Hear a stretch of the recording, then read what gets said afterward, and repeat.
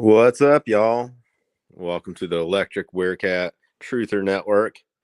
So just a late night ramble session. If anybody wants to join, they are more than welcome. Unless you're like a psychopath or something like that. So I just wanted to do kind of like a rundown of. I assume most people were caught up on what happened yesterday, but we got a lot dropped today, and I think somebody told me earlier that it was like trying to drink from a fire hydrant. Like we're getting way too much stuff.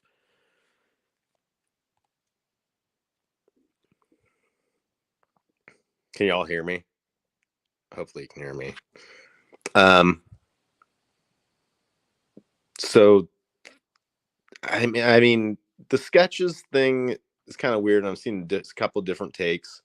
If somebody doesn't follow Mercy,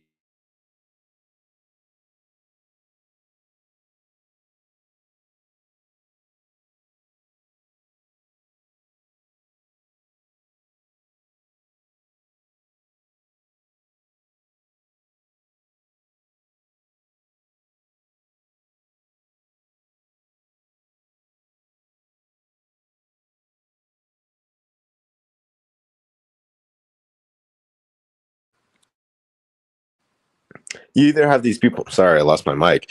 You either have these people on the stand and they give their accurate description and it matches your composite sketch, and then like there's no need to bring in the composite sketch. But if they like happen to like say the exact opposite of what's on the composite sketch, uh am I back? I don't know. Hopefully I'm back. Hey Mar. Um if they say the exact opposite of what's on the composite sketch, then you could bring the composite sketch like in to impeach them. But like what I don't know is like if you motion and eliminate it out, are you allowed to bring the sketch in to impeach them? So like are you gonna let somebody say the exact opposite of what they previously said? Because that would be not good to like facilitate something like that. But probably all a moot point because Nick McClellan said we're not calling those people. So like unless the defense calls them, like, and I mean I really wish somebody had like done a better job of like trying to like scrape that entire witness list, because that would be like the very granular, very important information that like I mean I get that there's not a good process for getting that information, like recording it, which is like the entire problem. But yeah, the witness list would tell us a lot, and we've just got like very small fragments of it. So it sounds like they're not calling, the state's not going to call Betsy Blair or Sarah Carball, and like everything that the entire like search warrant was founded upon was actually bullshit. Which it's maddening that I mean I don't know, man. Like I have some hope that like Gull like processes some of this, and what's up, DB? The Gull processes some of this and like realizes like where she kind of fucked up along the line. Like now you just know that you should have had her Franks. Like after she already denied it. Like that's a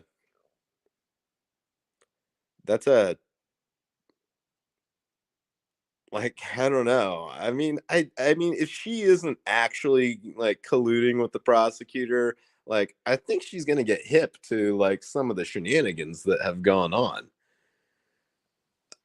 throughout this process. Like she's going to know that search warrant was completely fudged. She's going to know that she fucked up by not doing the Franks hearing. Like she's probably in the same position as all of us. I mean, like what the fuck? Like why are you even asking about the why are you even asking about the motion in limine? Because you already know this is inadmissible. Like, you'd only need it to impeach a witness, and you're not calling those witnesses. So what are you even doing? I don't know if like Nick McClellan just doesn't know what he's doing, um, or they're, I don't know. I guess they're in. I don't know what they're like. I don't know what he's like anticipating here. Like, for what is the reason for this motion in limine to exclude the sketches? Because if he's not calling Betsy and Sarah, then it never comes up. And if the defense is calling Betsy and Sarah, they're probably saying what matches the sketches. And then you don't need to show the sketches necessarily, although it might be helpful to. But I think that I think you'd already have a problem putting them into the trial exhibits, without the need to impeach somebody. So that was one of the big things that was very stupid today. And then it had uh, the hair, and the thing that jumped out to me first about the hair wasn't that it was Angela Gannot. Immediately it was like, well, I know something about this. It's like, oh, what do you know, Angela? Like, what do you know? And what she knows is that law enforcement told her to delete. They told Fox 59 to remove information from their website that was reported in uh, at the very start in 2017. Angela Gannot says law enforcement asked us to remove that information from our website, saying the sheriff was speaking without full knowledge. What the sheriff had said was,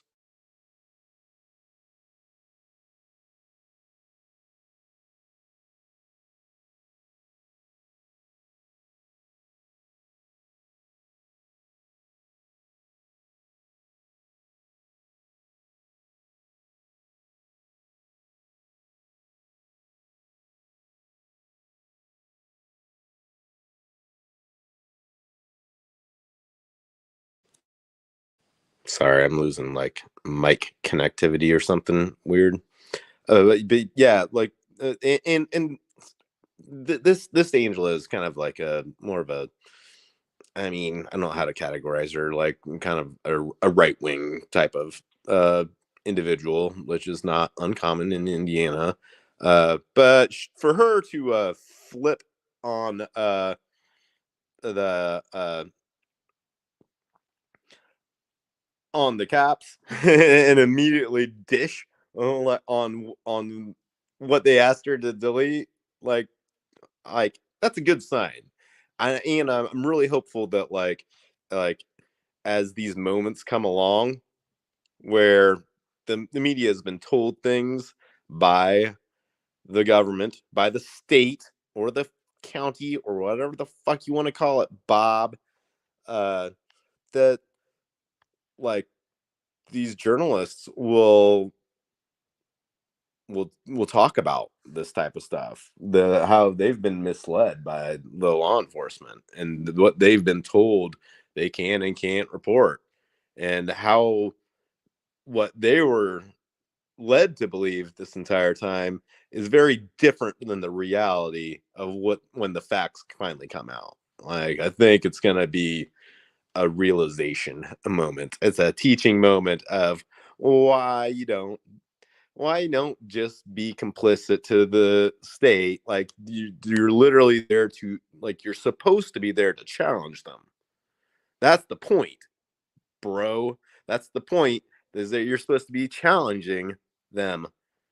Like if you're not challenging them and you're just working with them, then you're not very useful except for like making money, which that is their point. But I have a lot of concerns about people that uh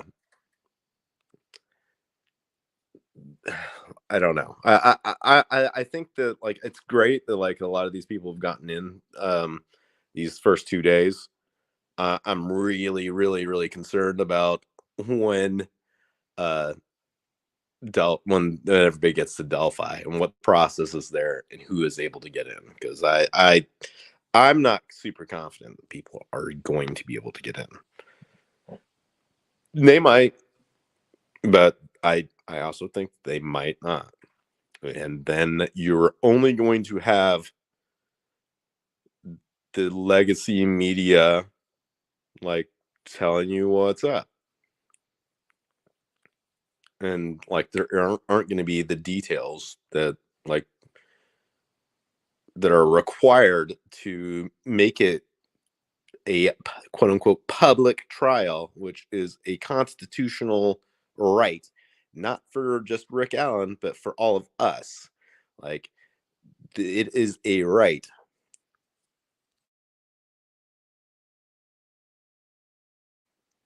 So the hair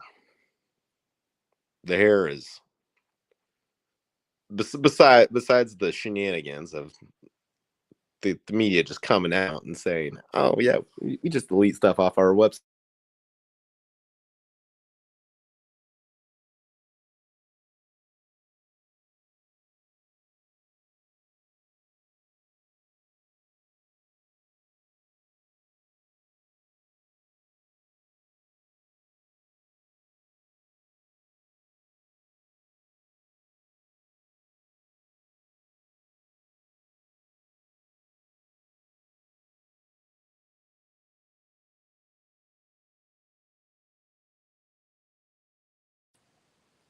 I don't know if I really want to speculate on the hair because a hair is just like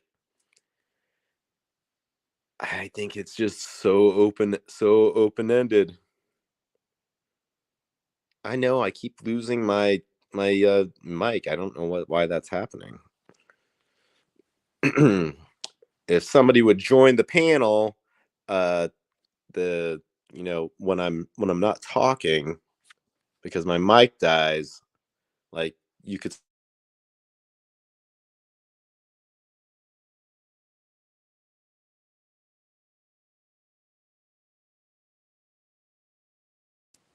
Oh man, R&M says speculate fiend, and I like I I mean, I think it's completely open-ended. I think the like Michael touched on it a little bit. Like like we don't know that it's not a victim hair. Like we don't know for sure that it's a human hair. Like I assume it is. I haven't seen like a great source from that. I've definitely seen, I think Barbara McDonald said that it was a human hair. Bob said it was a human hair. I think that we're gonna have to probably consider that good enough. So like for all the cat hair truthers out there, um like welcome, woman doing impossible things.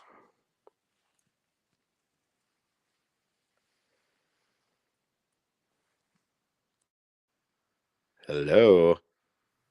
I never had to know how to do this stuff. Oh, you're fine. I found it. Okay. Woman, are you a cat hair truther? I am. You are? You believe that? No, I'm a convenient cat hair truther. Only when it's convenient for me. Right. Yeah. I mean, I don't know, man. The people that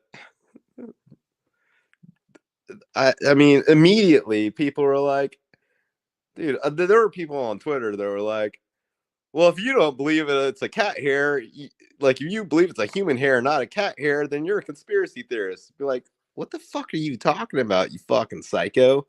Like, what is wrong with people? Like, Gaslighting. the conspiracy is definitely that it's the cat hair. That's the conspiracy like model, not vice versa. Like I don't like. Am I in crazy world? Like, why would people think that? That it's like that's the default. That it's a cat hair. Like, no, that's it's probably not a cat hair. Like Brother, he had a it probably. cat at the time. Sorry, go ahead. He had a cat at the time. It's very possible. It Sure, could have I been think a he had cat a hair. dog too. And someone said they dug up a damn cat. I mean, Yeah, but I don't think that there's any like substantiated evidence for any of those things. These are just like weird internet rumors. So, I mean, I'll leave it somewhat open, but like, yeah, man, some of these people could be like cashing in their chips here soon. Like, if it's a cat hair, bingo. Like, man, justification after all these years with the stupid cat hair story, and it just happens to be right. But yeah, I wouldn't wager on that. So yeah, that's but you gotta Charles says the main thing though. I was thinking she's wearing someone else's sweatshirt. I don't understand why cats are the easiest choice. LOL. Um, like that's immediately kind of where my mind went is that like if there might be other people's hair on the clothing. Like it could be, like you can't rule out the victims either. It could certainly like it's in Abby's hand. It could be, or and that might. I mean, we're trusting that that's kind of like accurate. We don't know that it's like completely clenched, or if that's like you're gonna have to wait and see exactly whether it is like clenched in her hand or if it's just kind of like near her hand is like by her fingers or something, like how detailed that is. But it could certainly be one of Libby's hairs, it could be one of Kelsey's hairs, it could be another family member's hairs because it's on a sweatshirt that came from the German household. um well, it I could think they be a just ruled out completely unidentified hair. I think they ruled out like some of the people that were around. I mean, I don't know. I would guess they like have Kelsey's hair. She was like pressing for it so hard. You'd think they'd have her hair. Yeah, but I mean so this is one of these, like, you got to do the DNA part on the hair because like hair comparison analysis is another one of these completely junk, quote unquote, science bullshit forensic things that they have falsely imprisoned many people with like, oh, we get an expert in, they say the hair matches, uh like it ends up being a fucking dog hair or something because they don't care, they just say whatever, they lie. Like the experts get up there and just bullshit and they get a conviction. Like, and luckily DNA came around and be like, no, that wasn't the defendant's hair, it was a dog hair. Like that's a literal case that happened, an actual thing. Oh my god. Yeah, it's infuriating. Like it's crazy. There's a good I forget, it's maybe on Vox, just about forensics in general, and like that's kind of their sample case of this guy with the hair experts, quote unquote experts. Um and yeah, they just said it matched. And then when they like actually like were able, they got the science came around, they determined it was a dog hair, and then they just put some guy in prison for a long ass time for no good reason. Yeah, that shit's wild. I mean, but also like this is coming from the same people that went to the CVS dumpster 7 years later looking for a serrated box cutter. I mean, I don't know about that part, but I think with the hair, it's like super. I think Holman said they went to the damn dumpster. I think that Yeah, was in the yeah, yeah, transcript. yeah. That's. I don't know what they're thinking or like what they're. I mean, it appears to me like I don't know. It just appears that they're grasping. They're grasping for anything and everything because and the reason they're grasping is because they don't have very much. Mm-hmm. That's the entirety of the problem. I wouldn't say they're Um, grasping so much as like digging holes to bury stuff. I don't know. Maybe. Uh, well, and I think that was one of the random details I didn't see. I don't remember hearing previously, but and I didn't see it a lot of places today, but I saw it somewhere. With like that, one of his confessions was that that Rick Allen said that he buried them in a shallow grave. We're like, okay, well, they obviously weren't. So, like, I mean, I assume that like the state is going to be able to pick and choose some better statements than what the defense is bringing up, Right. but they haven't yet. Like the ones we've heard that are like kind of specific are the ones that the defense says. And like we can only go off of the things that we say. And like we're like technically, the jury selection is part of the trial. Like we're here. We're here. They're still very hesitant to say exactly what he said that is this great confession. They just keep calling it he confessed. Okay. Like what are the words, man? What are the words? What are the words that he said? Like the defense is saying some of the words that he said. Why aren't you saying some of the words that he said? Like, how good are these words? Like, how good are these like confessions? And like, I mean, I think that like, I still assume that there's going to be some that you can pick and choose to like kind of fit close enough. But then like the defense is also going to like rebut that with a bunch of ones that don't fit so that you can see the bigger picture is that he was just saying all sorts of wild crazy stuff because he was in a state of psychosis. Like that's going to be what they're arguing, and I think that that's based on what we've got so far, that would I would lean towards that. Yeah. It seems like from what everyone's saying, the jury kind of feels like it's a possibility that those confessions weren't like legit confessions too.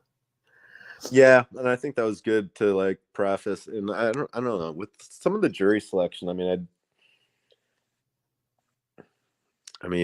get that's kind of haphazard. Andrea was saying that she kind of goes off of intuition, and uh, I mean, I think it's hard. It's hard to know what someone's gonna do. I thought it was pretty concerning that like all of the initial alternates, all of the people that would have been the initial alternates have now already become jurors. Like they ran through 5 disqualifications in 2 days, and Bob had finally had some more specific details on the sequestering or the sequestration. I don't know which one that is, but them being sequestered, and that it was like that they are not going to have their phones.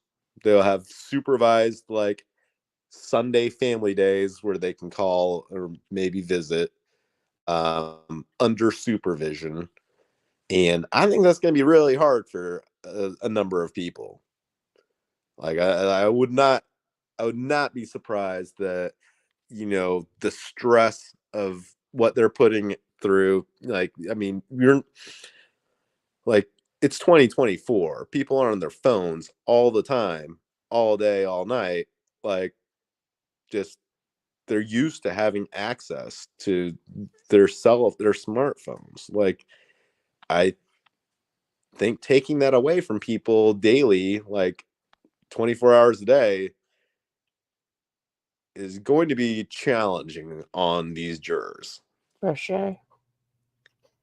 I mean, like any one of you go put your phone down for 6 days and come back and tell me how it went. Dude, now it's gonna be 6 weeks. Well, yeah, it's 5 weeks. No, it's technically 6 because it's business weeks, right? That's not a thing. It is a thing. There's business days, Agree there's to business weeks. Agree to disagree. I'm going with a calendar. Tell that to the post office. But yeah, I mean, I think after they get past that, not the first Sunday, but that second Sunday, when they've done a full week of being away from their families and their friends, their entire support systems, without having their phone to even like connect that way. And no pay phones. Yeah, you get nothing. Like, you're not going to have like any communication with your family members, your children, your whoever is in your life that's normally in your life. I think when they get past that first Sunday and like they get the chance and then they're ripped away from it again, like, I think that there's going to be some major emotional struggles with a lot of these people. So I would not be surprised there at least one or two, that just cannot handle it at that point. Yeah.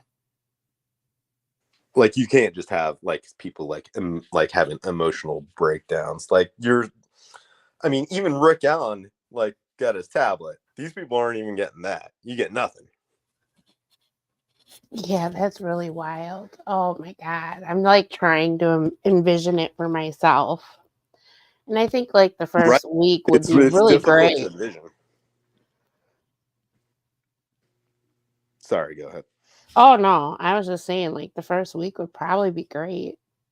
Although if I couldn't like at least do the YouTubes and the music and stuff like that, that would suck a lot. Yeah, I mean, I don't, you know, Bob seemed to have like gleaned the details, so like I'm going with what he's saying, because he kind of said it off the cuff, like on an earlier short live, but then he went into a lot more detail a little bit later. But yeah, I don't know if they're gonna like, okay, like, I mean, I don't know. I think these people are probably just gonna have to prepare themselves to keep themselves entertained. Like, what are you like? You're gonna go dig out your MP3 player or something, like you're gonna have to like do something to like entertain yourself so you don't go insane, because people will go insane pretty quickly without having access to internet and their entire families and support systems and uh you know you know social media, whatever they do. Right. And they can't even fraternize with each other, right? I don't know about that. I mean, I think that they probably will quite a lot. They're just not allowed to. I think they basically have to. Like, I don't think that they can take that part away from them. I think they will be fraternizing with each other, but they're not allowed to talk about the case. They're not allowed to do any preemptive deliberations, which is a challenge all by itself. Like, because like, these are all things that you like. If you break any of these rules, like, you can be gone, and they've only got 4 alternates, and we went through 5 disqualifications in 2 days. Like, okay, like, I'm not confident that you end 5 weeks of trial with 12 jurors at the end of it. Like, how many people are that confident? But also, it's not like it pays really well. There's not a great incentive besides wanting to do the right thing for the person and the families involved. So I could see them like wanting to give up kind of early and fuck off it, fuck it off real quick. Yeah, I mean, yeah, I don't think there's going to be a huge like. I think once people experience it, there's not going to be like as that strong incentive to stick with it. If you can get out, then you might want to be getting out. There's one of the guys that they like very clearly said he didn't want to be there, and like he did, like for that amount of pay, like no, and they selected him. So I don't know if he was one of the ones that was dismissed, but now I like after hearing what people said today, I don't think he was. But yeah, you got people that don't want to be there. They don't want Right. to be without their phones. They don't want to be sequestered in like a town far away from their own communities. What if Gull is in their rooms?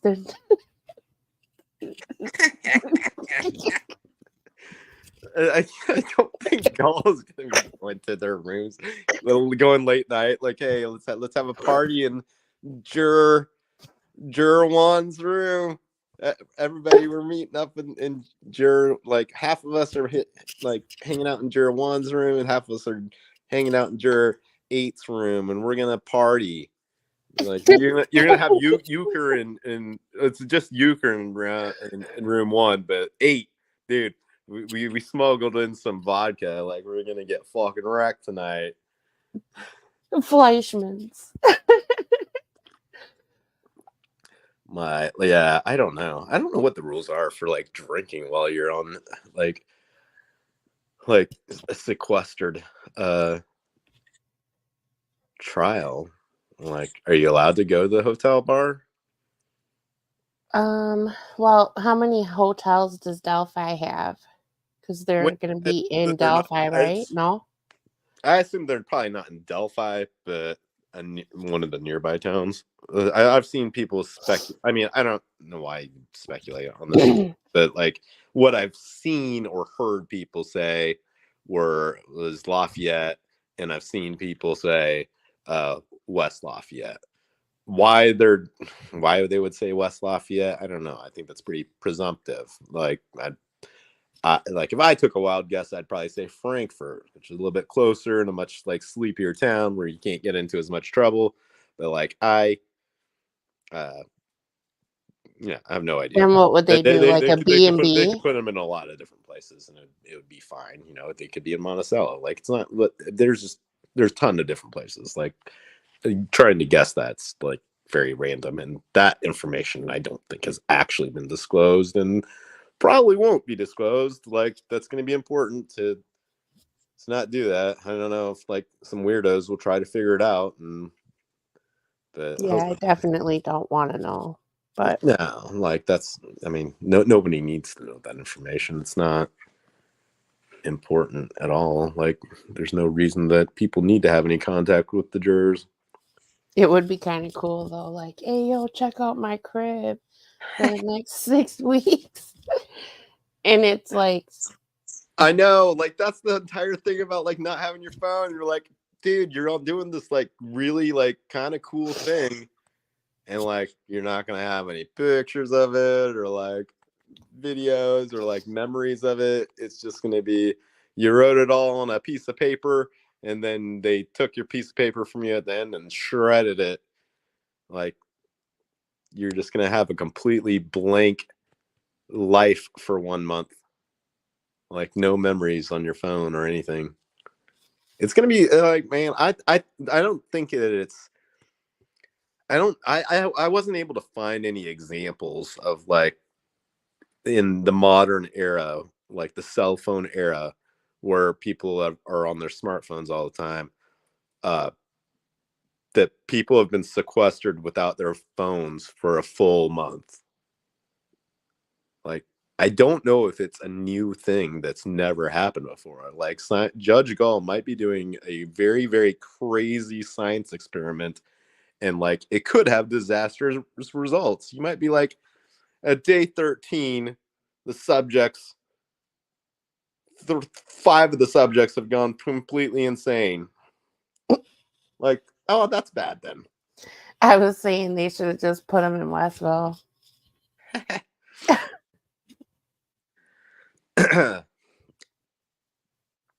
I mean, I don't know. I think that Judge Gull just like is not giving consideration to the fact that like taking people's phones away for that period of time is going to have drastic consequences. Like I think I mean, for lack of a better word, and my apologies, she's a fucking boomer, and like she just isn't getting it.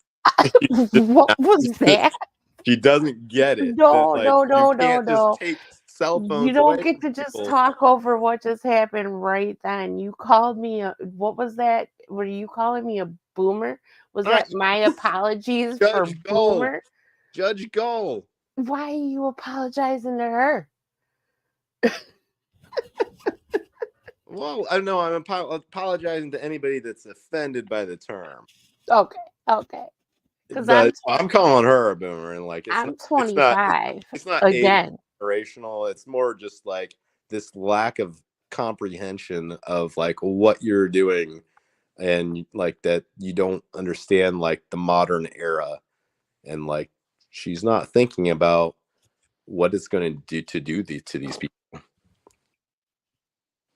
Right. Yeah, because I couldn't do it. There's no way. I mean, Charles, field trips, or yeah, dude, like I don't know, like are they gonna do anything to like prevent these people from going insane? Like, are they even thinking about this?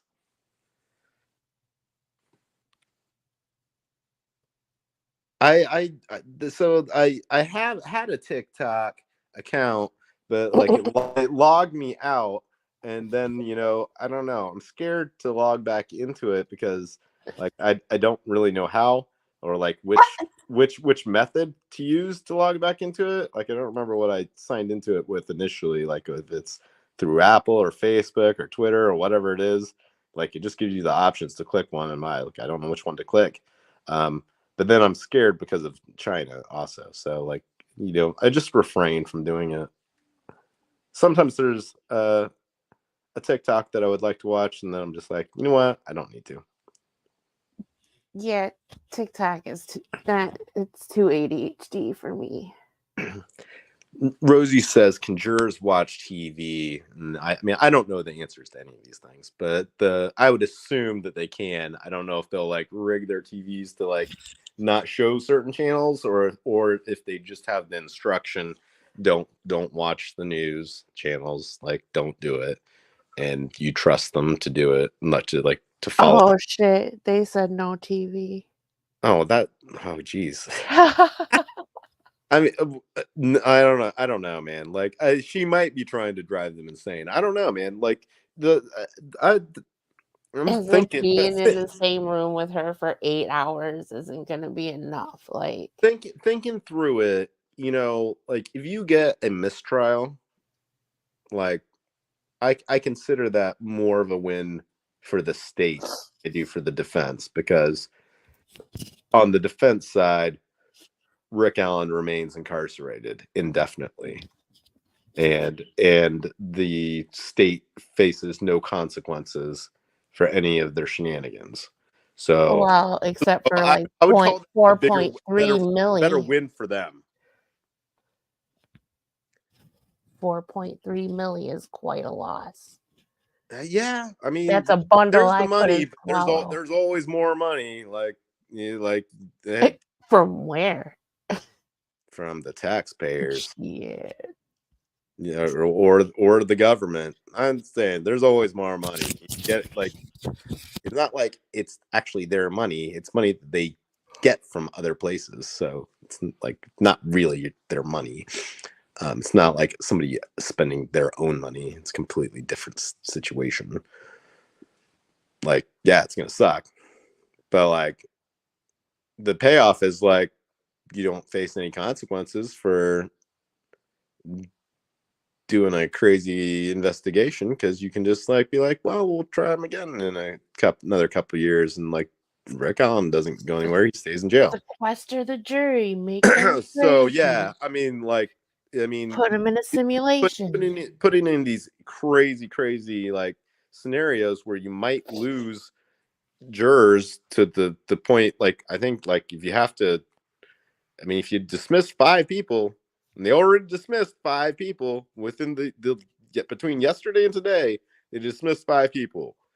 If that happens again at any point during this trial, you don't have a jury. I believe. I don't think that you can do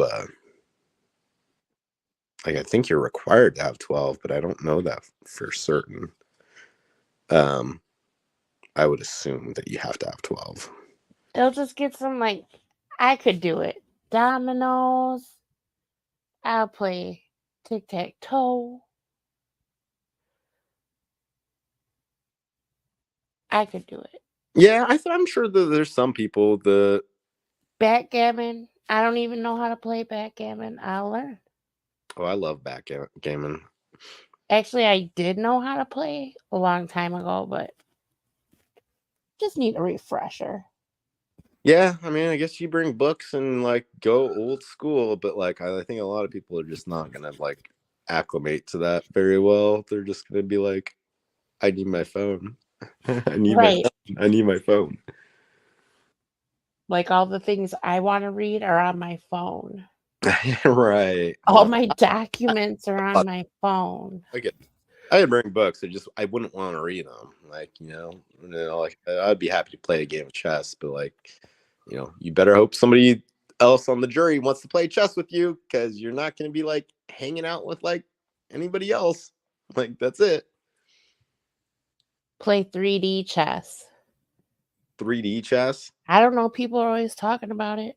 Oh yeah, that's a thing. That is gonna be wild. They said catering too. They're gonna bring in catering. What if But they got crazy ass diets? They just don't want them having any contact with anybody else. So it's almost like being in prison. Like, that's how strict of, like, the full sequestering is. What's one of them companies that delivers the food and stuff for them? That's probably what they're gonna have for the catering. Just bring in prison staff to cook their meals. I don't know. I assume that they're not doing anything like. I mean, I'm assuming they're gonna put them up in a pretty a decent hotel, and, like, they're gonna cater decent food. They're gonna have DB there making burritos. Right, they should. DB should look into that. Can I get the contract to cater to the jurors? Right, food truck.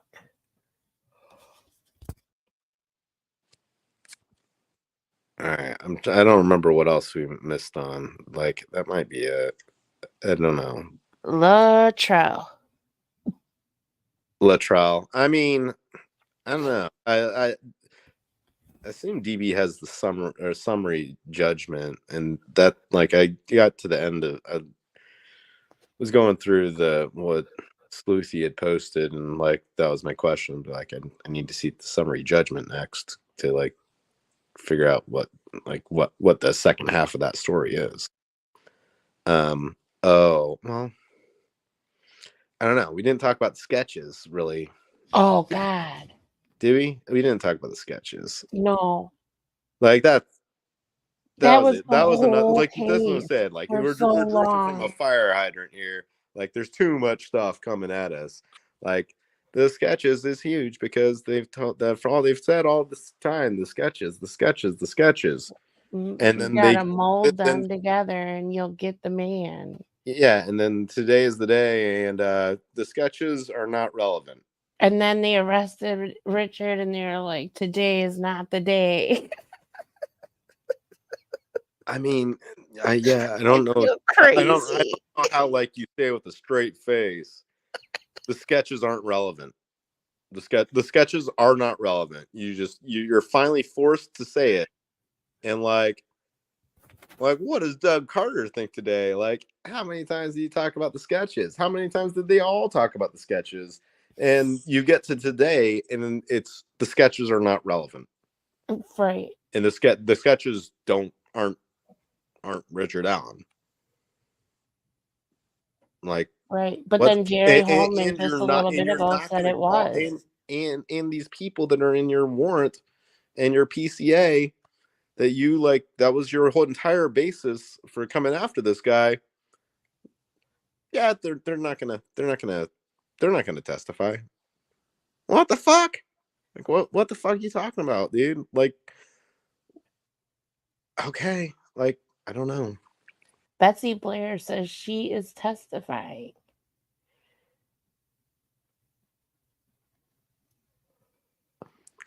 Oh, thanks, DB.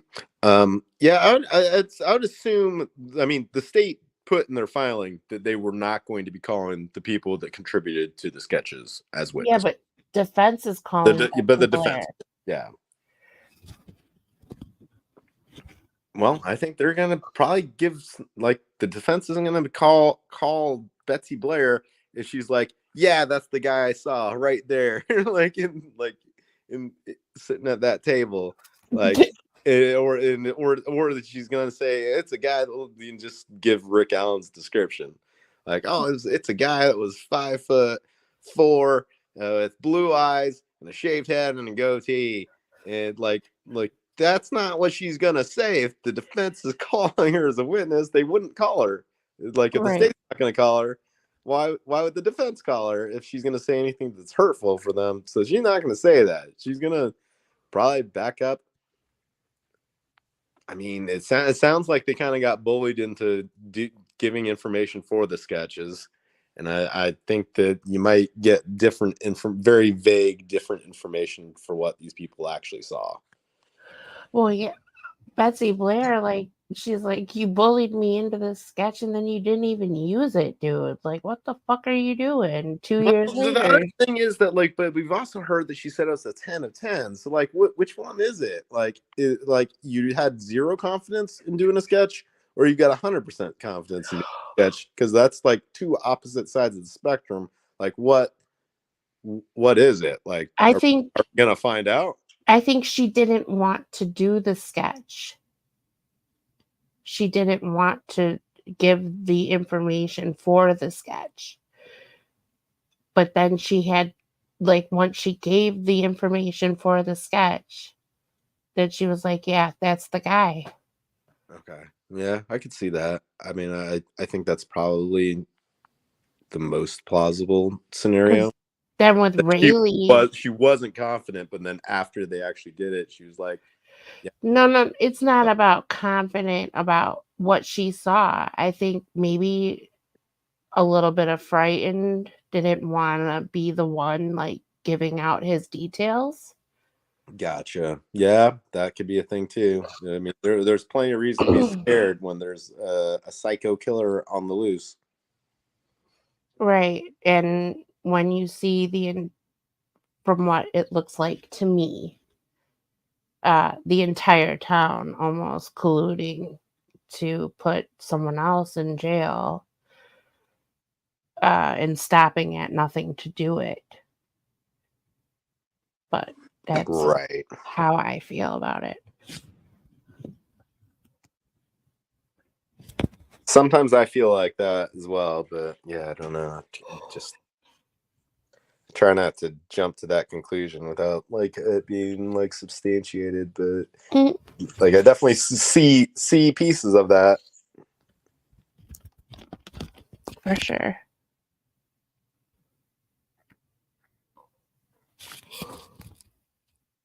I don't know. And the way they talk about some of the people around there, like, you just don't talk about these people, or you don't go against the McCains or whoever the people are that are so prevalent in that area. Gambies, I did all the colors myself. Thank you.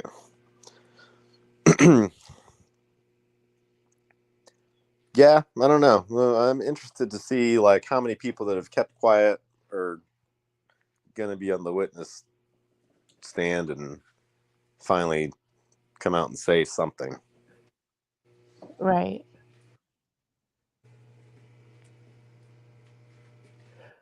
One of the other things though they brought up was like how they were talking about Rayleigh and doing her sketch, and when it didn't mesh with like the other people's sketches, they were like, "Oh, you're not an effective witness."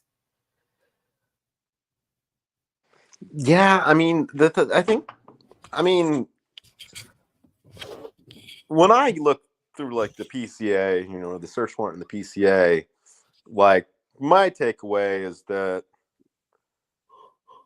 people saw different people, and when you like we had the ruling today where, you know, the defense wanted to get some questions certified and force their deponents to answer them because they hadn't answered them, and there's multiple sets of questions from multiple sets of people, and you know they cited the reasons that you know it was work privilege, it was like client attorney privilege, and you know and that's what Judge Gull said the reason was for on her order, and so like all those ones are covered, but the last set of questions are the ones that Steve Mullen refused to just answer yes or no, and they all have to do about the timeline and Betsy Blair and Sarah Carbaugh. Mhm. And like the answer should have very obviously been like, I mean, hold on, we'll go through them because they're pretty ridiculous. So these are the questions that, and none, she did not provide a reason for why she was granting this for, um, She doesn't or for anything, really. she didn't provide a reason why she denied this, um, and it, you know, you basically there's just no reason for it. Then you know that she didn't provide a reason. So the questions are, these are all asked to Steve Mullen, and obviously he probably should have just answered no to each and every one of these, a simple yes or no answer. But yet he refused. Like he would just like start talking and be like, "No, it's a yes or no question, dude. Just say yes or no. That's it." A, is your timeline and theory of the case fatal to the prosecution's case against Richard Allen if the person Betsy Blair observed on the bridge is not Richard Allen? He should have said no. He would not say no. You know, or he could have said yes, but like I probably wouldn't admit that all these things are fatal to your case, because my assumption is that, you know, attorneys only ask questions when they know what the answer is going to be. So I think Right. all these things are not actually like reality world. And when you know that they don't want the sketch in, like let's say answer the what is the answer to that question? Like no, it, like he should have said no, it's not fatal. Like they can't be using this as part of their case, because the reality world answer to this, now that we know that they don't want the sketches in and they don't want to answer these questions, is that the person that Betsy Blair observed on the bridge was not Richard Allen. That's probably the facts. B, is your timeline and theory of the case fatal to the prosecution's case against Richard Allen if the vehicle Betsy Blair observed at the CPS building was not Richard Allen's vehicle? Again, he should have just answered no, it's not fatal to her case, because, you know, like we've got like evidence, so it doesn't matter. Like we've got better evidence than that. But they're also not going to use Betsy Blair as a witness if she's the one that contributed to the sketch, which I think that we do know. So, you know, the reality of that is that the vehicle Betsy Blair observed at the CPS building was not Richard Allen's vehicle. That's what we can assume from this. C, if Betsy Blair observed one person and Sarah Carbaugh observed an entirely different person, is the prosecution's timeline and theory of the case as it relates to Richard Allen fatally flawed? Again, he just said no, it doesn't matter if they're two different people because we've got good evidence, and that's just the way it is. So it doesn't even matter. But they're not going to call either of these people as witnesses, and those are the two people that contribute to the sketches. So what we can conclude from that is that Betsy Blair observed one person and Sarah Carbaugh observed an entirely different person. And okay. Mm-hmm. And then you get your final one, D. If neither Betsy Blair nor Sarah Carbaugh observed Richard Allen on February 13th, 2017, is the state's timeline and theory of the case as it relates to Richard Allen fatally flawed. Again, two people that are not calling, like, he could just say no because we got good evidence. I don't know what they're intending to do. They're trying to use the timeline without using the witnesses that establish the entire timeline that they put forth in their warrant and their PCA. They're not going to use those people. And instead of just saying, no, it doesn't matter, like, which he should have said, because they're not intending to call these two people as witnesses. I mean, I guess the problem here is that you're right. Like, the defense is going to call them, so they don't want to answer these things about a defense witness. But what we can conclude from that is that neither Betsy Blair nor Sarah Carbaugh observed Richard Allen. And that is the entirety of what substantiates the warrant against Richard Allen that lets them search his home and takes his gun. And like, knowing that all those things are false,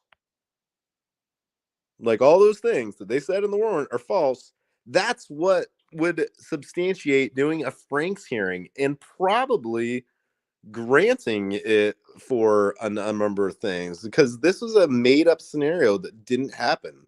Those people did not see Richard Allen. They didn't see this. They saw two entirely different people. She didn't see his car, but you said all those things and you probably knew they weren't true. So right. I think she fucked up by not doing the Franks thing. And, you know, and the way that she's ruled on this last thing is like Judge Gull, do you not get why those questions are important? Like, that's what you just, like, you just denied 4 Franks motions, and all of those answers are pertinent to the warrant and the PCA. Kel's got a question here. What's the question? Why does Ellie's paperwork say she saw Abby and Libby? Why doesn't Ellie's paperwork say she saw Abby and Libby? It says she's seen 2 girls. It doesn't say. Right. Yeah. I mean, when you, like, this is the whole thing with, like, yo, I saw 2 girls. I saw 3 girls. I saw 4. Like, you know, there were 4. Like, okay, but that doesn't say who the people are. Like, you saw a man, like, but like all the there's different descriptions of all these different men. There's different descriptions of these different girls and groups of girls. Like, it doesn't get you very far, you know. I mean, honestly, like, maybe that was some of their struggle with, like, trying to investigate this up front. Like, there weren't good eyewitness accounts that were very helpful. The biggest go ahead. The biggest problem I have is the main thing that's gonna say who was there and everything is the phone stuff. And they just don't want to do that. It's the state's evidence and the state doesn't want to use it. So right. Oh, I mean, I think that there'll be, I don't know. That's still really fuzzy.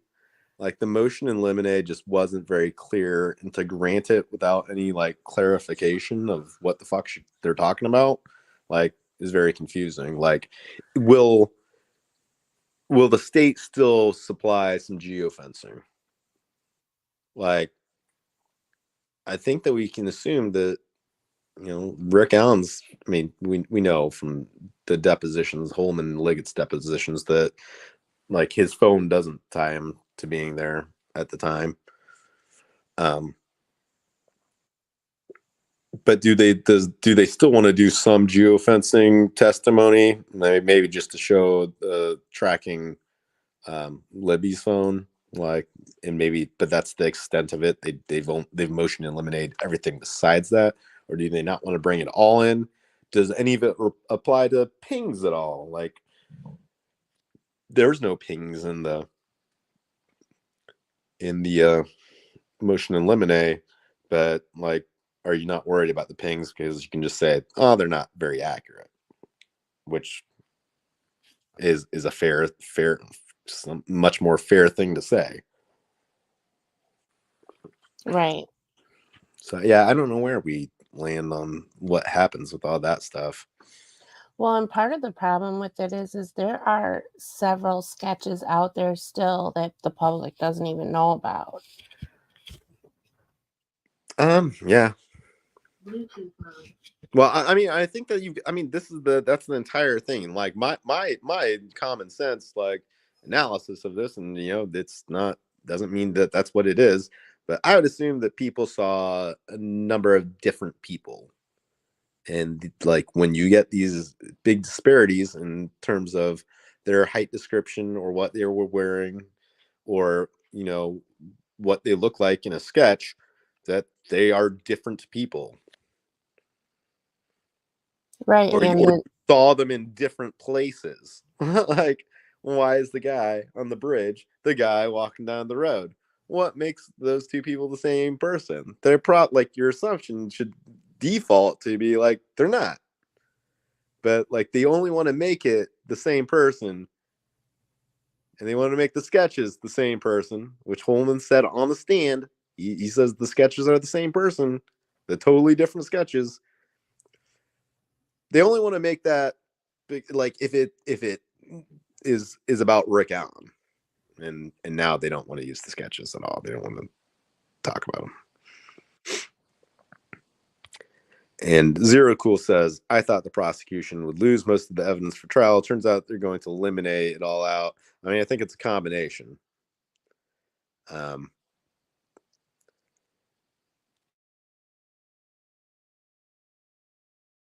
It's emotional eliminate. Emotional eliminate. Mm-hmm.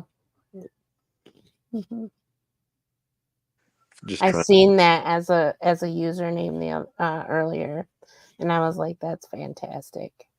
Emotional lemonade. Yeah, they're just gonna cause trauma.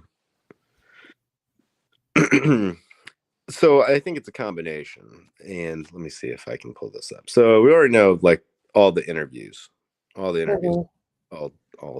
deleted, and I don't know that there's been a ruling that says that they can't talk about that, which would be good. That's going to would be important to know, like, how this investigation went when they deleted all the stuff, they destroyed all the stuff, like, quote unquote, accidentally. Like, right. Well, yeah. And nobody knew about it until like a few months ago. Oh, okay, cool. You know that they lost a bunch of the Flora stuff too, right? Oh yeah. Like, what the fuck are you guys doing, man? Well, yeah, I mean, and I don't know. I wouldn't be. I mean, I know they're gonna. I mean, they have like lots of digital, like, just evidence as far as like tips and stuff. But like, as far as physical evidence, yeah, did something similar to what happened to the Flora evidence also happen to the Delphi evidence? Like, we just we don't know that. But I was looking through screenshots, and let me see if I can find it. And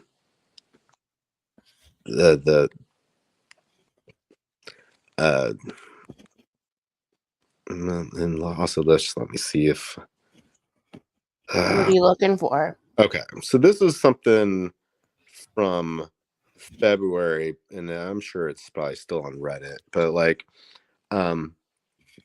it's kind of a rumor, I don't know, post, but it says, This is what the Redditor says. It says, I was reading the comments on the recent Nancy Grace video and came across this one left by a person who, in other comments, mentioned they are a parent of one of Abby and Libby's friends and had attended the funeral. The comment was, and I'm going to skip this part, the first part of it, just because it's kind of graphic and about the wounds and stuff. But like the end of it is, it was leaked from a Delphi police officer that the DNA evidence was destroyed when the wrong preservation drops were applied to it. That's the quote of what the comment that they saw. And it was in regards to fingernail. yeah, well, yeah. So like, you know, the maybe there was an accident with whatever they were using as a sample to get their DNA, which that could be the hair. So like they may not have the hair. Like they may have just destroyed it over this period of time, doing something wrong to it. So they might not have that evidence. And I think that starts. I think when you start losing physical evidence in addition to the interview evidence, like I think if I were a juror, I would start to become pretty suspicious about that. Right. Though I'm gonna say something. I don't think Andy would have brought it up if he can't substantiate it. Now, what happens from Right. now when he brings it up until it comes time to substantiate it are two different things. Right. Yeah. I mean, we're just gonna see, but I think there's I need someone else in charge of all the remaining evidence, whatever's left, please. yeah, I mean that's what's concerning is like yeah, they weren't good custodians of their evidence. Like whether it was intentional or not, all the deleted interviews like is an absolute disaster.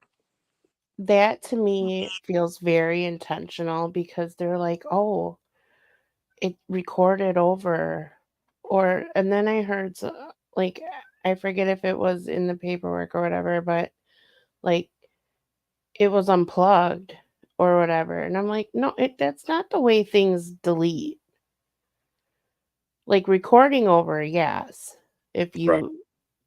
you let the memory go, but doesn't it give you a fucking warning? Like, doesn't it say, "Hey," like my computer will say, "Hey, your shit's running low." Right. I mean they gave a good explanation for like what happened, you know, is shrug emoji, which the shrug emoji is my new shrug emoji is the snowman. That there because he's like shrugging. Right. Um there we go. Not the snowman. The shrug. Yeah, yeah, we got Snowman Day yesterday, which I was pretty happy about, and like I wasn't completely shocked by it. I was kind of like, Oh, no. I like. I mean, he said all the same things as far as that transcript for the other trial that we read. Like, like I if it were like, I'm just saying, like, Oh, I when I might was shadow banned. I might have like brushed up my skills and come up with some better material for the biggest trial of the uh in state history, but he chose not to do that. He just went with his old reliable material. So I don't know. I don't know that it's all that important for like getting jurors. It's not really that uh, relevant, but yeah, well, I will I say, am not suppressing the story about the oh, state. I'm not suppressing the story about the state. I don't let me. We can. DB always sends me like links that are like dead links. And then he says that he sent me the summary judgment, but it's not the summary judgment. Is it? No. Now I'm just scrolling things. This is TV, so you're a man doing a shadow ban. this is the opinion and Shadow ban in order. the truth. So this is the document titled opinion and order, and then at the very end it says that they defends motion for summary judgment. I don't know. I read it that there might be a summary judgment document that says more, but I don't know that. Like I don't know. I don't know what it's saying. Like there should be a document that details what the punishment is, basically. Just tell DB shrug emoji. Right. I mean, that's yeah. It's what we got, bro. Shrug emoji. Yeah, that's all I've got on this shrug emoji. I mean, I don't know. Somebody just needs to explain. Like, okay, they definitely said they did a bad thing. You know, all of this definitely says that they did bad things. And then they grant they summary judgment is granted in favor of plaintiffs on these claims. So like, I don't know. I don't know if they got everything back, or did they face any punishments, or He did a Rico Suave, man.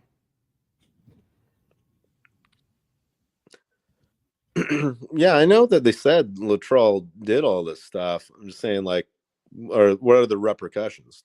Just they get everything back. That was it. I mean, okay. Well, we know he's not in prison. Right. So, like, basically, He's got like some so, prosecutorial. What is that? I mean, I don't know. Like, if there's, I don't know. I think there's been some speculation that, like, like because of this, like it might be so bad that like they don't want him on the case or anymore. But like, I guess I'd be skeptical on that, because basically, they did all these bad things, and then what happened to them? Nothing. Like they didn't receive any punishment. They didn't. I think DB wants a link or something.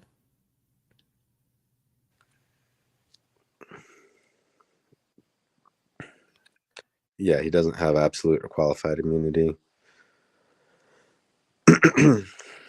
I mean, I get that he yeah, but like our understanding was that he's semi-retired or retired. Like, and I don't know that he's done that. Oh no, All Eyes is mad. I'm sorry, All Eyes. I'm so sorry.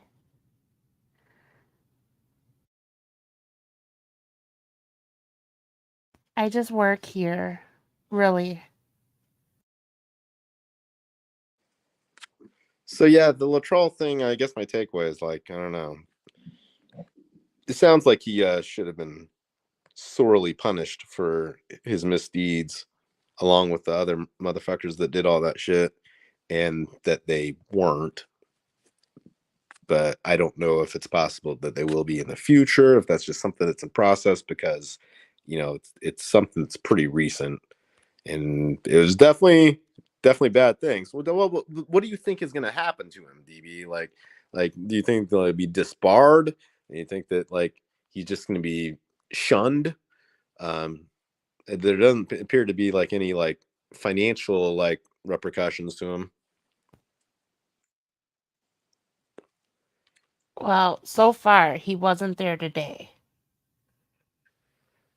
Well, And I've heard that I thought that they were Latrell and Diener were there the past 2 days. I don't know whether he was or was there not there today, but I know that they haven't spoken. Latrell and Diener haven't spoken at all. Nick's the only one that's been talking, but they're just Nick is gonna do unto him a okay. bully. All right, yeah. I mean, I would. Well, that's probably what should happen to him. He gets a bully. Just one. Yeah, I don't know if he was there today, but yeah, if he gets term like kicked off the Delphi case and disbarred, that's probably what Maybe should he'll go happen. work at Westville. I mean, I think he's retired, so I don't think he probably needs to work.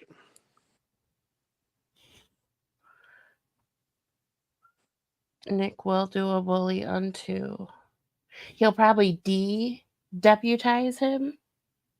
Is that how you say that? Take away his deputization. I have no idea. I think that LOL, he'll be a sergeant at Westville. I think I, that's I think fantastic. that Why he's not? probably just going to go into hiding.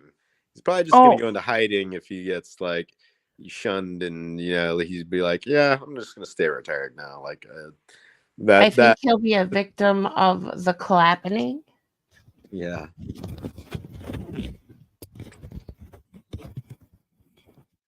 My cat's losing her mind. Hold on a second. Okay. This cat's losing his mind. I don't know how to do the GIF thing or anything. Roar.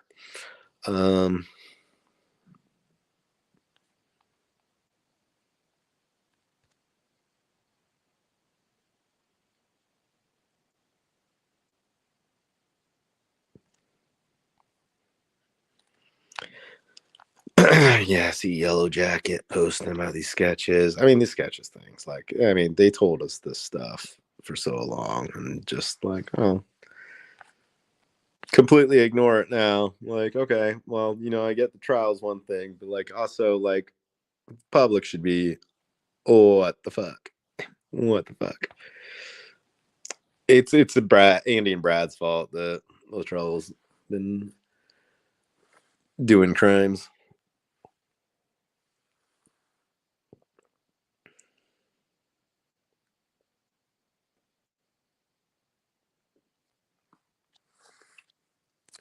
Well, I don't know that there's a whole bunch else that I wanted to touch on. I think we like hit on it all. Unless we got like any categories from the chat, put them in there. I mean, I'll say that I go to for like good information on this has been Andrea. She's doing an awesome job. Really happy that she's been able to get in there the past 2 days. I think she's got a good eye for what is and isn't important. Like, you're not going to get super crazy details like you get from Lana or anything, but I think that she's good at what she does. Andrea's been great. Really thankful that she's been able to get in there and tell us stuff. And I'm really hoping that it continues when people get to Delphi, but I've got some big concerns about it because it's a much smaller courtroom and many fewer seats, and Andrea is she's a straight shooter, and I heard her today saying, yeah, she doesn't know, like she doesn't know about when she gets to Delphi whether she's going to be able to get it or not, and that's scary and concerning because if we only have like the TV stations in there in the newspaper, like we're not going to get that longer format explanation of what the fuck just happened. So I think it's going to be a madhouse. Like I think that there's going to be some shock. I don't think that. I mean, I suspect that there's going to be very like dramatic like things in place. And we've already heard about some of them where they haven't been able to people they weren't allowed to have lunch yesterday. They only got a 10-minute break the entire day. Like that, you know, the maybe like somebody had a water bottle confiscated. Like, I mean, pretty authoritarian things. Lana was detained by the police today, which is crazy. Dude, she wasn't detained. That's what she said. She said she was detained? Yeah, she said to you there. Well, if the police are talking to you and you can't just walk away from them, that's called being detained. So that's Am the I scenario. being detained? No, I gotta go. You like if the cops come talk to you and they're like you can like you say I don't know, hey, I don't want to talk to you. I'm going over there, and they do not let you. That is being detained. That's Okay. called. That's not an arrest, but it's being detained. You're not allowed to just walk off. Okay. Which is that's scary for someone that's just walking around talking. You know, and then yeah, she Well, I mean, she did jokes leave, jokes though. around a lot, and like I don't know that I would. Eventually, she left. I think that you're good doing that in Fort Wayne, but I think that I wouldn't do it in Delphi because I don't trust them to uphold the Constitution in the same way that the Fort Wayne Police Department will. Like she's very knowledgeable about her constitutional rights and everything and what she can and cannot do. But I think that you might get to Delphi and they don't give a fuck. I don't think she will be. I don't think she will be going to Delphi. I think she was just there for the water. I think she was saying she was going to be on her way to Delphi. I thought for the day. We'll see. I don't know, man. I wouldn't play around in Delphi, and I would highly recommend that nobody else do. Like if you go into Delphi or to try to go to this trial, that you be on your best behavior, that you do not like. Of course, she has a place in Delphi, DB. Don't do any drugs. That you don't like. You don't speed. That you don't park any place that you're not supposed to park. That you don't jaywalk. Like I would be like 1,000,000% compliant in following the law to the strictest degree and not messing around and not giving anybody any reason to like mess with you because I think the cops will jump all over anybody for any reason. Fiend, do you want a cat? No, I've got plenty of cats. I will ship this cat to you. So no, don't do it. Don't come over here.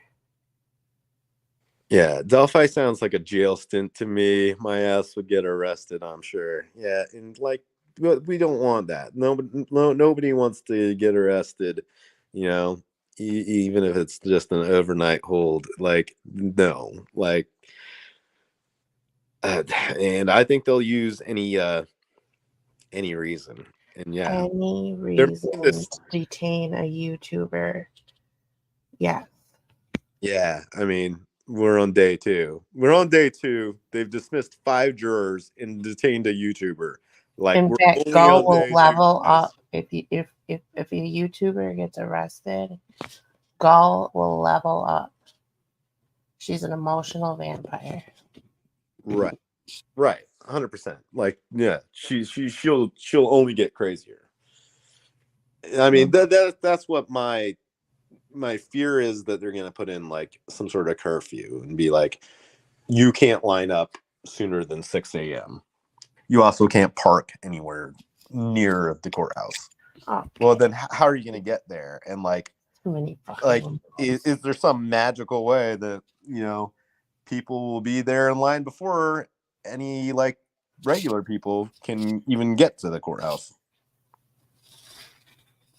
Yes, detained for walking around with your video on and laughing and talking.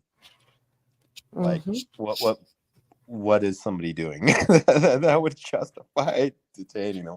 I mean, I don't know. Like she immediately said that she FOIA requested information on who had reported her, which She did do that, and yeah, I believe her. she knows what to do. This ain't her first rodeo. Like she's experienced. She was moving though, so she wasn't loitering, Zero. She was actively walking around. Yeah, that's not. Yeah, going for a walk, hiking, urban hiking, not loitering. It's just being a human walking around. You're 100% entitled to do that. And people were making. I mean, the thing is, like, she's joking around about the license plates. Yeah, Dude, do you know where you see license plates? everywhere. Walking around or driving, we see tons of people's license plates every day. Like, I can go right now on CCTV somewhere else and look at all their license plates. It's crazy. yeah, and the thing is, like, you don't know that those are the jurors. like, come on, get the fuck out of here. Like, dude, people are throwing fits about this, and you don't know that's some random person's license plate. Yes. Like, what does that mean? That's the same as driving down the road. It's some random person's license plate. You don't know that's the juror's car. Who knows where those jurors parked? Gull's changing. She's making all the rules. Yeah, I know. So, like, I think they're going to put in, like, stricter things as far as, like, when people can line up and, like, who can be out and about walking around in Delphi at certain times. Like, and I don't think that's entirely not justified. And it would be probably completely fine if it was on TV, which would also discourage everybody from doing it. Because some people still would, but, like, you don't have to. Like, that's not the only option. But when you put it on TV, and you take away people being able to get in there, that's like, then they don't even have to put it on TV. If they just did the radio, AM radio listeners would just skyrocket. Yeah, true. Yeah, and I think that like, that's not ideal, but, like, would I consider that a public trial if the audio was just broadcast on a radio station? Yes, I would say that would constitute as a public trial. But, like there have to be people that are citizens that aren't the family and aren't employees of TV stations and newspapers, but, like, quote unquote legacy media. Like, there has to be some people that get in. Otherwise, it's not a public trial, and that's the Sixth Amendment. Right. Oh, also, I seen a really good suggestion in there that somebody said families were bringing in, like, cushions and stuff. Yeah, I recommend that, just from what, like, Bob and Yellow Jacket were saying. Like, my cat is, like, on the computer. Dude, stop. Wednesday. I'm sorry. I say free the cat. Let the cat get on here. Dude, the cat wants to live stream, man. No, she wants to end the live stream and just have me pet her constantly because it's nighttime. And she sleeps during the day and is up all night. Wednesday. Well, we can end the live stream. It's getting pretty late. I don't know if there's really much else to talk about.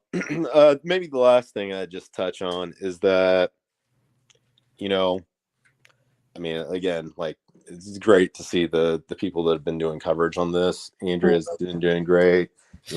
Bob and Barbara were in there today. Like, Lawyer Lee is doing a good synopsis. Like, Lana was there yesterday and did some really good granular details of things that you're not going to hear from anybody else. Right. And like that's been great. And then there's also been a lot of interest in the case, like on, you know, I'm mostly just on Twitter. I'm not like, I don't really like the Delphi Facebook stuff is very, very Toxic. like very toxic, like to like maybe a million times what Twitter is, or and then hundreds of times more than what even YouTube is, which, you know, you already know how bad those are. Yeah, like I Right. don't be going on the Facebook Delphi's with your real name because people like are gonna be like crazy, like they're just they're and people are all the Facebook groups, and like, it could be like a group about gardening, and then you might have like people completely psychotic. Like when you do it on a Delphi one, like you know how it's gonna be. A You hear DP my cat impersonation. purring?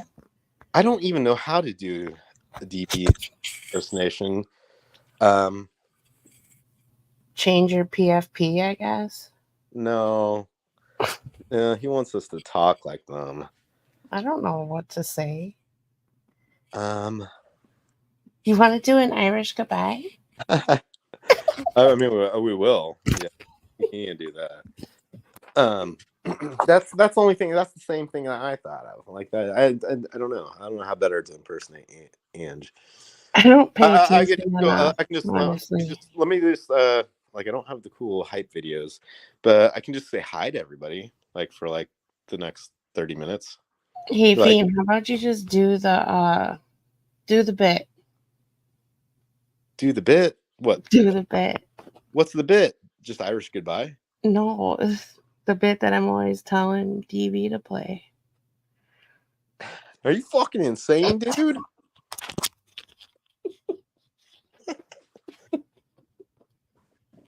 I saw somebody put the clip on Twitter with the like clip, just the audio clip. So good. Yeah, it is just a reply to something, and just be like, "Yep, never gonna live that down." No. But yeah, hello ZC. Oh, hey Dean Johnson. DB, it's good to see you. He's probably properly. LOL. We got Kelt. Hi Kelt. I love Kelt. Kelt's my favorite. Rosie. I love Rosie. Rosie's my favorite too. Truth Seeker. It's so good to see you. This is my Ange impersonation. I love you, you're Truth. doing great. You're like, I'm always so happy to see you in my lives. Heather Brown. I love Heather Brown. Dan. Oh, Dan was here? I didn't even know that Dan was here. Dan says, I can't wait for someone to harass the jury and get locked up. Okay. And then I'm going to roll my eyes and go to a different comment. that Fluffy Bunny is my favorite. Like, I like being able to use the bunny emoji every once in a while. So like that's my true favorite right there. Necessary Evil, aka Charles says, dork.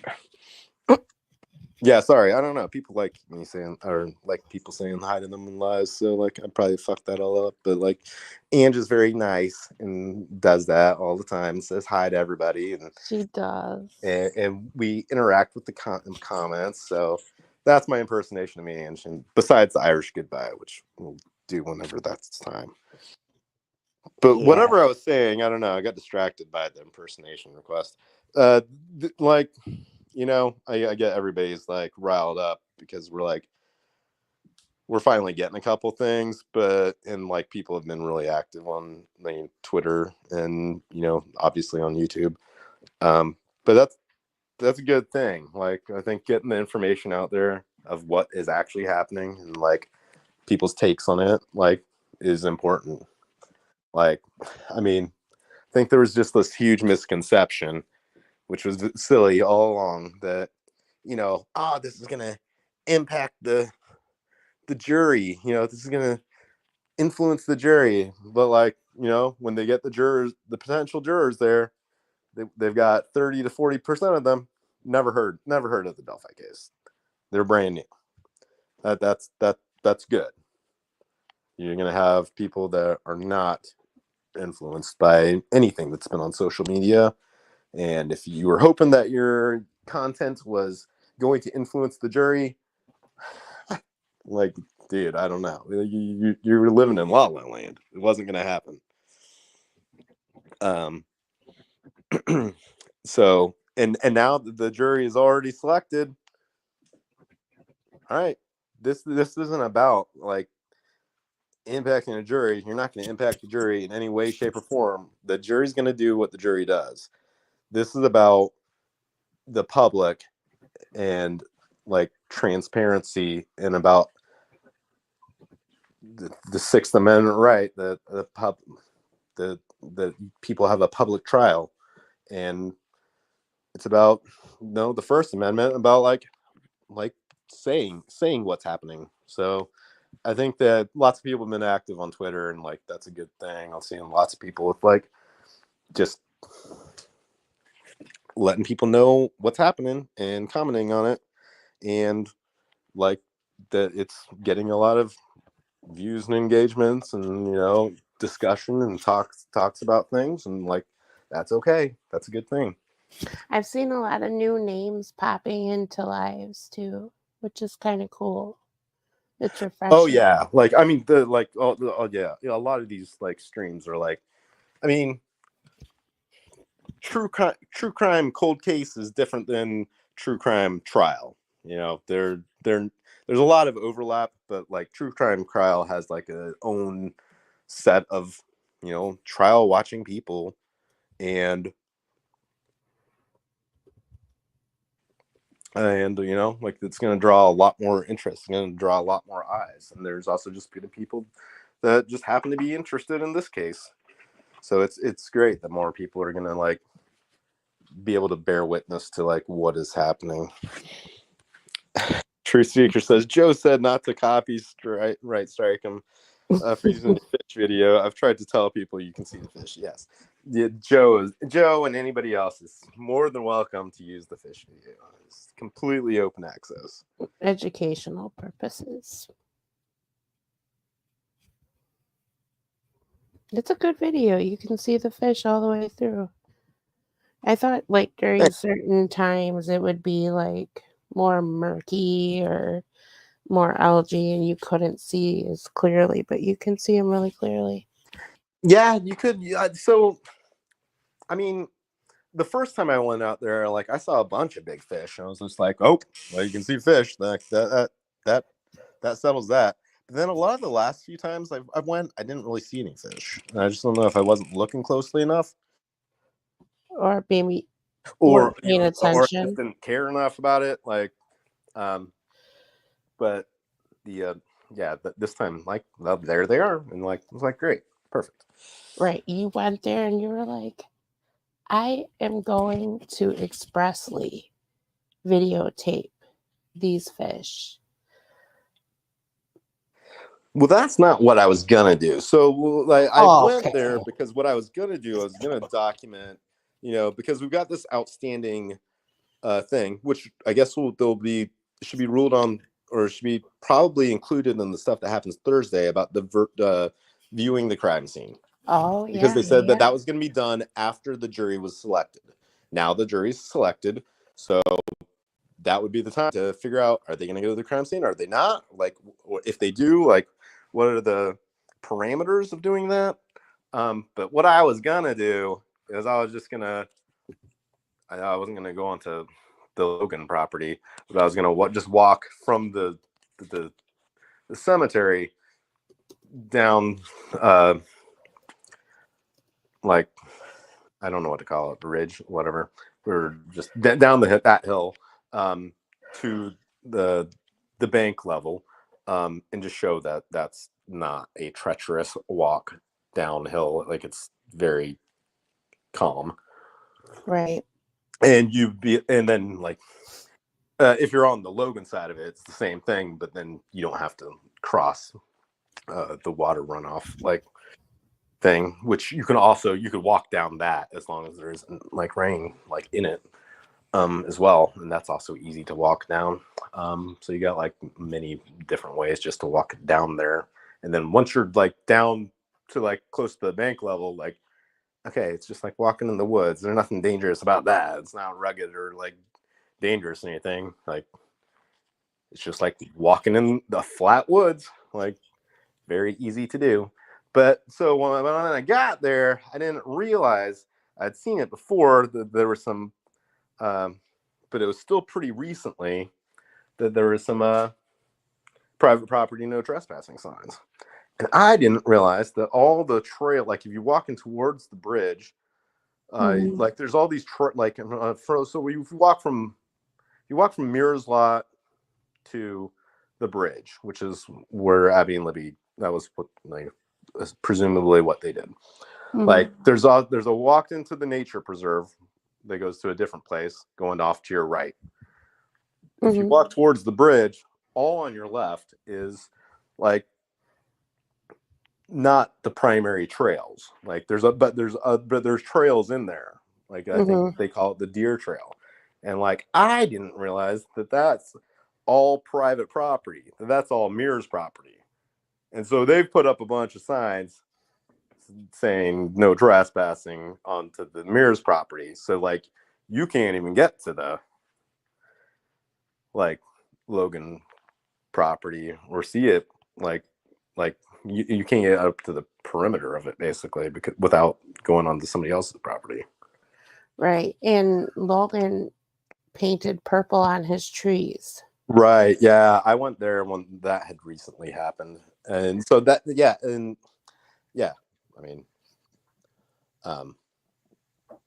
but yeah, that means you're not gonna be able to see that now because I guess you couldn't before, or you probably shouldn't have because that was I just never realized that that wasn't part of the overall trail system, like that it didn't butt up against Ron Logan's property. So yeah, so I don't know. Like I mean, like it's possible that they might. Like they were talking about we have to go on people's private property, like, oh, big deal. But like besides Weber and Logan, they might have to get some permission for Mears, just depending on like what route they would want to take. But yeah, I don't know how like purple means shoot on sight, Dean. Like if you're caught. No, it does not. You cannot. It does. They can shoot you. No, not in means Indiana. we will shoot you. No. I looked into this, and in Indiana, you cannot be shot for trespassing. Dean, Google purple trees. Shoot somebody for trespassing, but you're probably going to go to jail for murder. Dean, in our state where we live, we can shoot anybody. Castle Doctrine, pretty much. If you see purple on a tree and you trespass, they can shoot you on sight. I'm just saying what in Indiana, that's my understanding is that you can't do it. Yeah, in Wisconsin, we can just Right. Yeah. I mean, it's just different from state to state.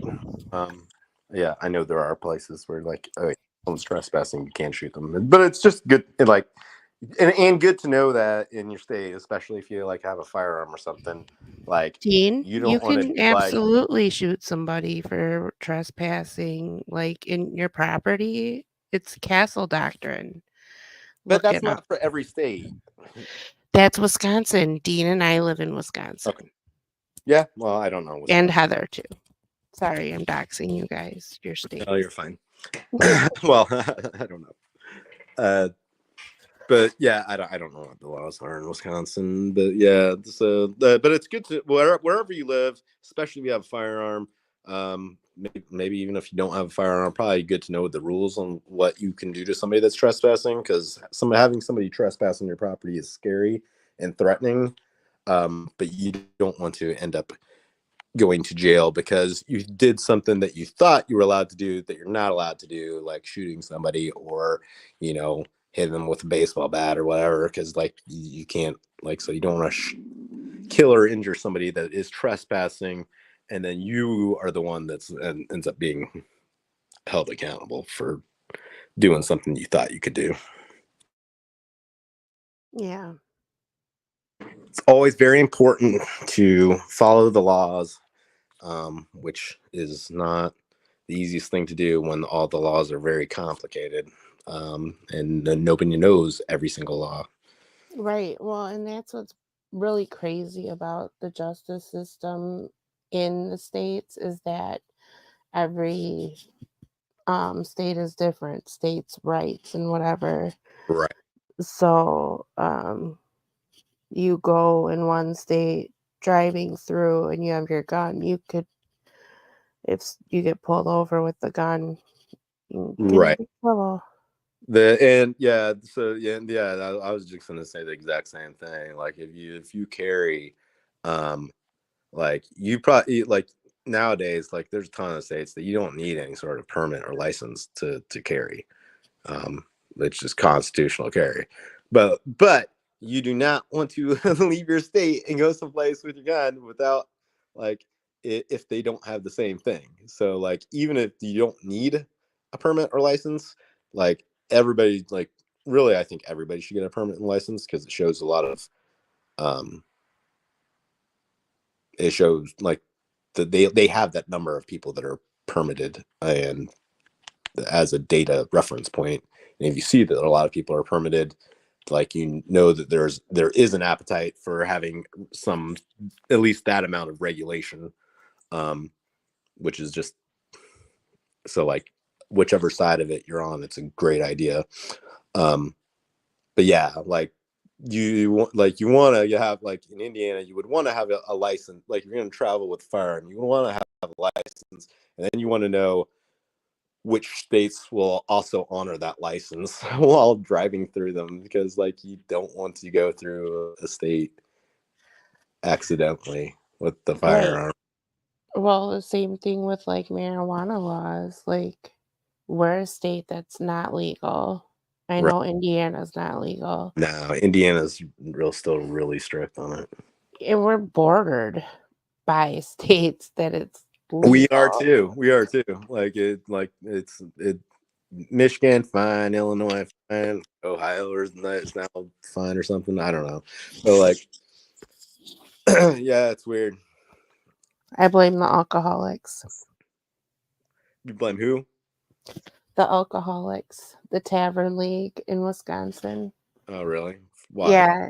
Well, drinking is really big in Wisconsin, Oh, and yeah. like the bars like have their own league and they pretty much out lobby uh the marijuana lobbies. So I don't think, unless everyone gets it legalized, like the whole country goes legal, I don't think we will go legal. Yeah, I can see that in Wisconsin. I don't know if that's like as much of the factor in Indiana. I think Indiana is just weird about it. Like, I don't know what they just got a bunch of like, dude, the Indiana government is a bunch of weirdos.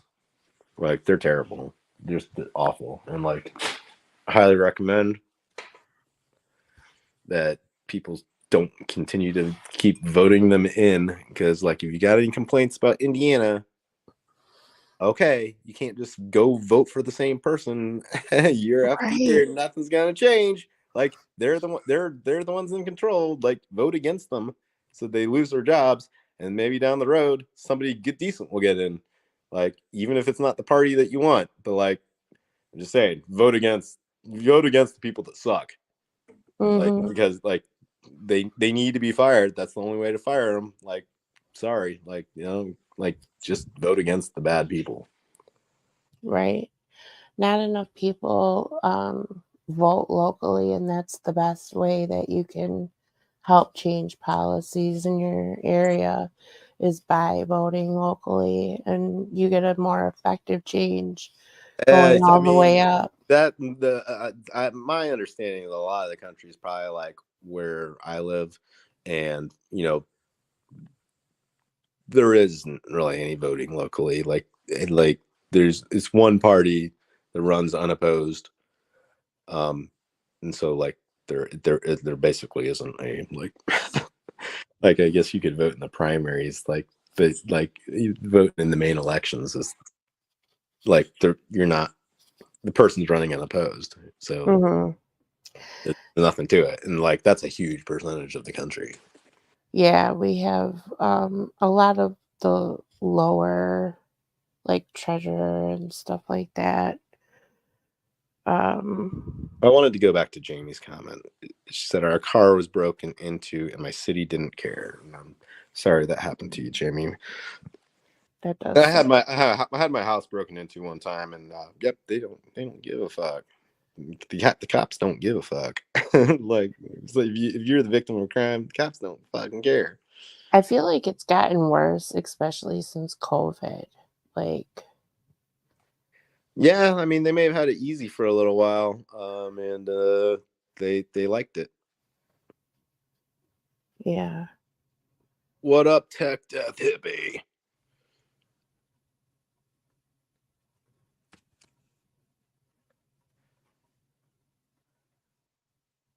I don't know. I'll probably end this here. Oh, I don't know. We already talked about it. Yeah. The jurors being having 5 jurors disqualified already. Like, But I mean, of course, because it's Delphi and just it has to be craziness all the time. I will say though, it is not refreshing, but it is a little more assuring that it was more health things. I mean, for the Yeah, most I agree part, with all that. of them seem like health things that they got removed for, so it wasn't like actual violations. But Yeah, it wasn't. I mean, as far as we know, as far as my understanding, I'm still a little bit suspicious of it. yeah, Other states will do their jury selection different, and like they basically like if you have some hardship, then they just disqualify. They wouldn't end up picking you. hmm, Like this is kind of backwards, and I don't think it's even typical for Indiana, where like you pick them and then you disqualify them for their hardship. Like that's that's not completely normal, so it's a little bit suspect. And I didn't hear any takes on it, which I really was hoping to hear from like Andrea about like the people that were disqualified. Did you consider those like good defense picks or good prosecution picks? Like that's that's what I wanted to know. that's kind of what I was hoping for too, was to hear that. Right. That would be like like if they are all good defense picks, like okay, I don't think I would want to hear that. Like that Yeah, that's scary. if they got rid of 5 jurors that were good defense picks and replaced them with 5 different picks.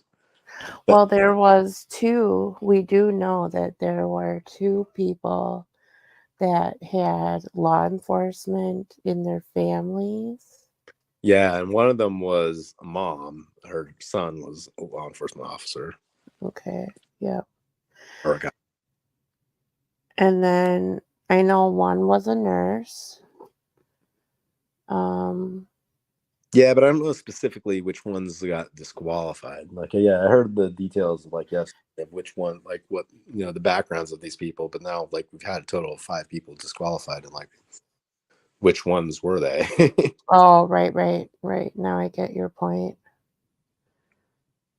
There was a FedEx driver. Yeah, I saw that. I don't know that any of that stuff is all that important. It's weird that they're like. You'd be surprised. I mean, some of it's important. I mean, I don't know.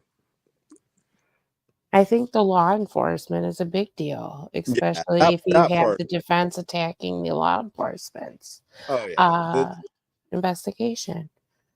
oh yeah. Like to what we can speculate on as far as like how the almost the entirety of the state's case is going to rely on, we're going to be putting cop witnesses up here and we need you to believe them. Mm-hmm. That's like their entire case. Like, so, you know, and they're going to be challenged by the defense team the entire time. So, Mm-hmm. hey, Christine. So yeah, like they, like, yes, having a law enforcement in your background, as far as like family members or children or parents or whatever, siblings, like, is going to be, yeah, like, I think that you're going to be more sympathetic to a cop Mm-hmm. because you love a cop.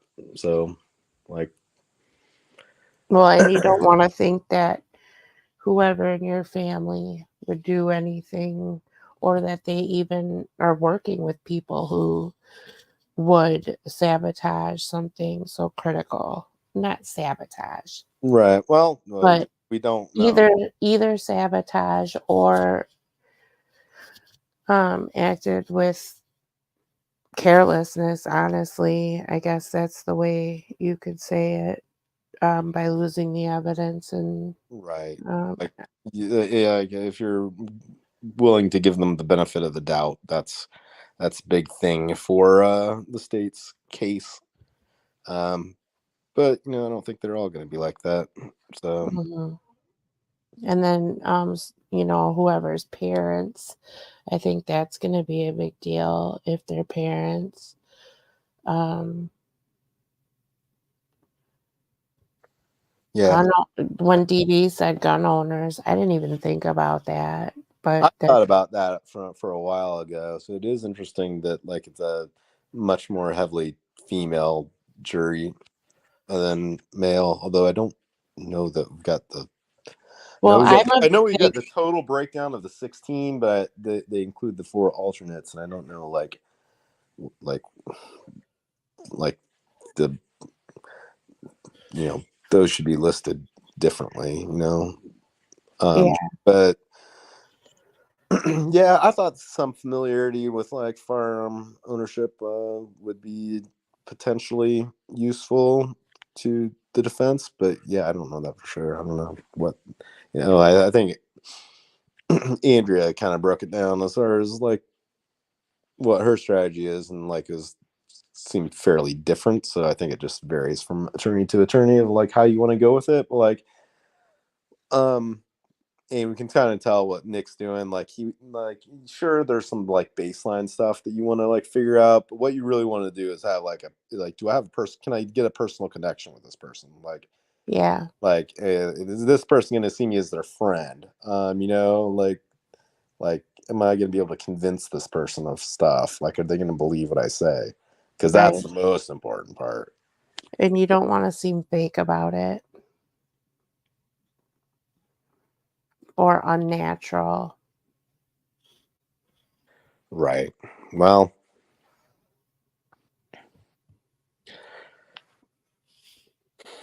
Damn, it's 2 a.m. All right. I'm going to hop off here, Fiend. okay. We can do our Irish goodbye now. Yeah, Although it's not really an Irish goodbye if you announce it. So that's the I didn't announce it. okay.